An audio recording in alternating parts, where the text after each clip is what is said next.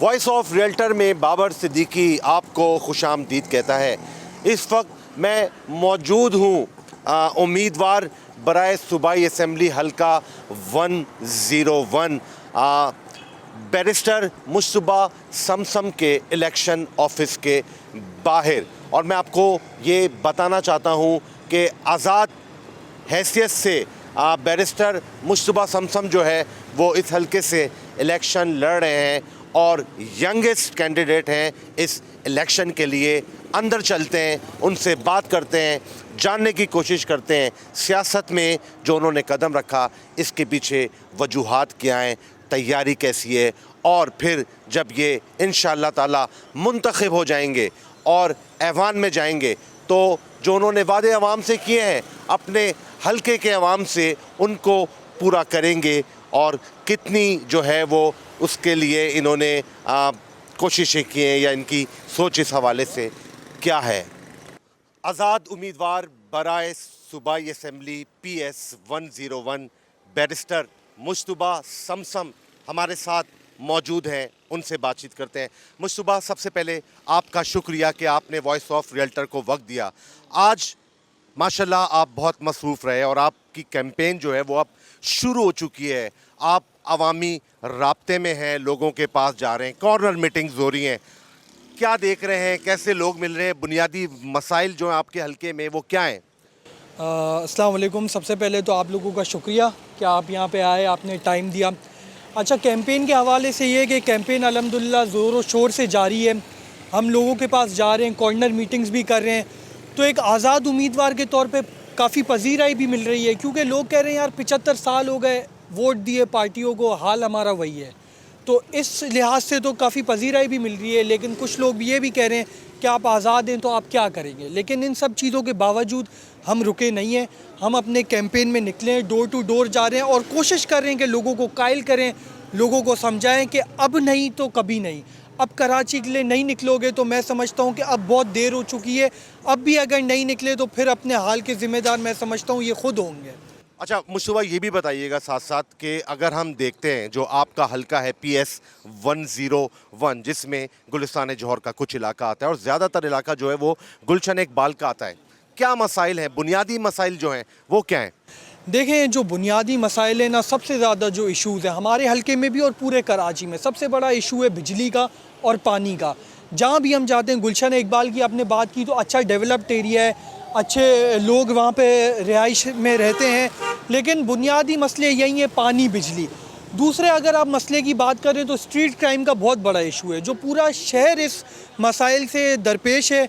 तो street crime का बहुत ज़्यादा इशू है इन हल्कों में, और लोग ये हैं जहाँ भी हम जाते हैं लोग कहते हैं पानी नहीं है, बिजली नहीं है, और जो तीसरी बात करते हैं वो स्ट्रीट क्राइम की बात करते हैं। अच्छा मुश्तबा, सेवरेज जो है, कचरा जो है, कराची में कहते हैं कि यौमिया जो है वो टनों कचरा पैदा होता है और वो टनों कचरा उठाया भी नहीं जा रहा। अच्छा, कचरे के हवाले से मामलात हैं या जो सेवरेज भी कचरे से जुड़ा हुआ ही एक मसला है, तो इसके लिए आपकी बातचीत हो रही है, लोग ऐसी शिकायत भी कर रहे हैं? देखें, कचरे के हवाले से भी लोग बातचीत कर रहे हैं। ये कचरे का जो मसाइल है ना, देखें मैं ख़ुद इलेक्शन में लोगों से वोट मांगने जा रहा हूँ, लेकिन मैं इस पे कचरे के मसाइल पे दोनों हुकूमती सतह के लोगों को और अपनी आवाम दोनों को ज़िम्मेदार ठहराता हूँ। कचरा करते हैं तो जमा होता है ना, क्यों नहीं अपने शहर की ज़िम्मेदारी लेते, क्यों नहीं अपने शहर को अपना समझते, क्यों कचरा बाहर करते हैं। आप कचरा खुद अपनी शहर की ज़िम्मेदारी लें, सफाई सुथराई की ज़िम्मेदारी लें, आप देखें कचरा खुद कम हो जाएगा। मैं देखता हूँ, अभी भी हल्के में जाता हूँ, लोगों को देखता हूँ कचरा खा रहे हैं, उधर ही सड़क पे फेंक दिया। तो हुकूमत भी कब तक ये करेगी, कब तक अपना कचरा उठाएगी। मैं समझता हूँ कि हुकूमती सतह के लोगों के साथ साथ अपने आवाम को, शहरियों को भी ज़िम्मेदारी लेनी होगी और समझना होगा कि नहीं यार, ये हमारा शहर है, ये हमारा घर है।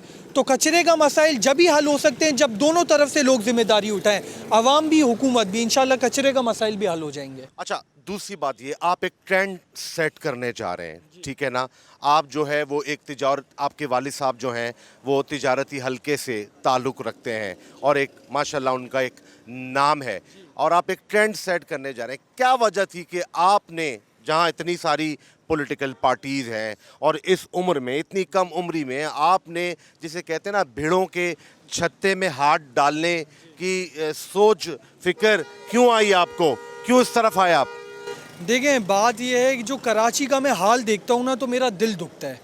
75 साल हो गए। देखें, आप दूसरे लोगों की भी बात करें, दूसरे शहरों की भी बात करें तो निस्बतन कराची का बहुत बुरा हाल है।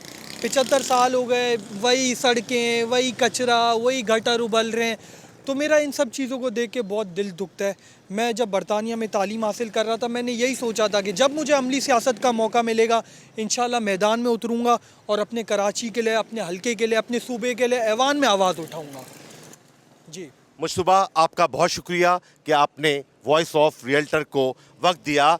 मैं ज़रूर यहाँ पे ये कहना चाहूँगा कि बैरिस्टर मुश्तबा समसम कम उम्री में आज़ाद हैसियत से ऐवान में जाने के लिए कोशिश कर रहे हैं और कोशिश कर रहे हैं कि आवाम के मसलों को हल किया जाए। नौजवानों को आगे आना होगा, नौजवानों को समझना होगा सियासत क्या है, हमारे अतराफ़ में मसाइल क्या हैं, हमारे लोग क्या चाहते हैं। नौजवानों को अपना हिस्सा शुमार करना होगा।